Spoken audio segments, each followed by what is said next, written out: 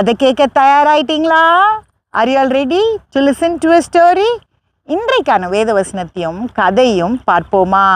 Shall we see today's Bible verse and a story? நமக்கு இருக்கிறது போதும் அப்படின்னு இருந்துட்டாலே வாழ்க்கையில் நமக்கு எந்த பிரச்சனையும் கிடையாது. When we are content with what we have, we will not face any trouble in our life. இன்னும் தேவை அப்படின்னு நினைக்கும் போது தான் எல்லா பிரச்சனையும் வரும். When we think that we need more, we will face lot of trouble. வேதம் என்ன சொல்லுகிறது என்று பார்க்கலாம். Let us see what the Bible says. எபிரேயர் 13:5. நீங்கள் பண ஆசை இல்லாதவர்களாய் நடந்து உங்களுக்கு இருக்கிறவைகள் போதும் என்று எண்ணுங்கள். நான் உன்னை விட்டு விலகுவதும் இல்லை, உன்னை கைவிடுவதும் இல்லை என்று அவர் சொல்லி இருக்கிறாரே. Hebrews 13:5. Let your conduct be without covetousness and be content with such things you have. For he himself has said, I will never leave you nor forsake you. பார்த்தீங்களா வேதம் என்ன சொல்லுதுன்னு? கடவுள் நம்ம கூடவே இருப்பார். அதனால எது நமக்கு இருக்கோ அது போதும் அப்படின்னு நம்ம சந்தோஷமா இருக்கணுமா? See what the Bible says. God has promised that he will be with us. So we have to be happy with what we have and we have to live a contented life. ஒரு அரண்மனையில் ஒரு துப்புரவு தொழிலாளி இருந்தாரு. There was a person who was working as a sweeper in a palace.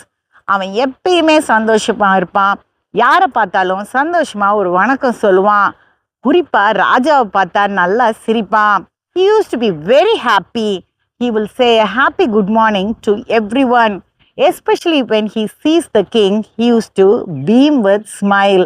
இந்த ராஜாவுக்கு ஒரு நாள் ஒரு யோசனை. இந்த மனுஷன் எப்பயுமே சந்தோஷமா இருக்காரு, எப்படி அப்படின்னு தன்னுடைய மந்திரி கிட்ட கேட்டாரு. The king had a thought. This man is always happy, and so he asked his minister. அப்போ அந்த மந்திரி சொன்னாரு, இவனுக்கு பொருள் கம்மியா இருக்கு, அதனால தான் மகிழ்ச்சியா இருக்கான், அவனை வேணா நம்ம பக்கம் இழுத்துடலாம் அப்படின்னு. The minister said, he has less, that is why he is happy. Let us bring him on our side. அவங்க பேசினபடி 99 தங்க காசுகளை அவன் வீட்டு வாசல்ல போட்டுறாங்க. அடுத்த நாள் as they discussed, they kept a bag of 99 gold coins in front of his house. அந்த பெருக்கிறவர் அதை பார்த்து எடுக்கிறாரு. காலையில் எண்ணி பார்த்தா 99 தான் இருக்கு அந்த பையில. Next day morning, the sweeper saw the bag. He counted the coins and found there was 99 only inside.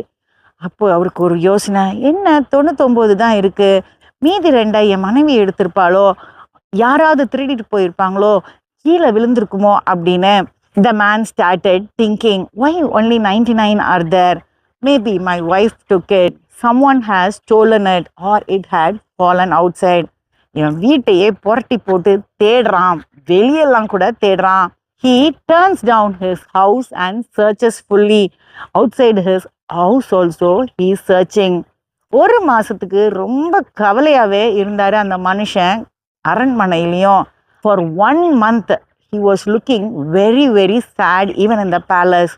அதுக்கப்புறம் இவனுக்குள்ள ஒரு சிந்தனை, இப்போ நம்ம ஒரு புது தங்க காசை வாங்கி இந்த 99ஓட சேர்த்து வச்சிடணும் அப்படின்னு அவங்க குடும்பத்துக்கு செலவு பண்ணுறத நிறுத்திட்டான். அவன் கஞ்சத்தனப்பட்டு கொஞ்சம் கொஞ்சமாக காசு சேர்க்க ஆரம்பிச்சிட்டான். ரொம்ப கடினமாக உழைக்க ஆரம்பிச்சிட்டான். 2-3 இடத்துல கூட வேலைக்கு போனான். Then he wanted to buy one more gold coin and added to this 99. So he stopped spending for his family. Then he started being miserly and was saving money. He even took up odd jobs to save more money. இதனால அவன் உடலால சோறு ஊற்றான். அவனுடைய மகிழ்ச்சி முற்றிலுமா போயிடுச்சு. Because of this, he was very tired and his happiness went away fully. ராஜா அவனுடைய சோகத்தை கவனிக்கிறாரு.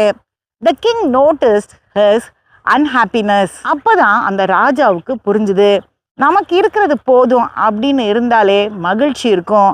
ஆனால் நமக்கு இன்னும் வேணும் அப்படின்ற எண்ணம் வந்துருச்சுனாலே நம்ம கவலைப்பட ஆரம்பிச்சிருவோம். Then only the king understood, when we are happy with what we have, we will be leading a happy life. But when we try to add more to what we have, then we will lose our happiness.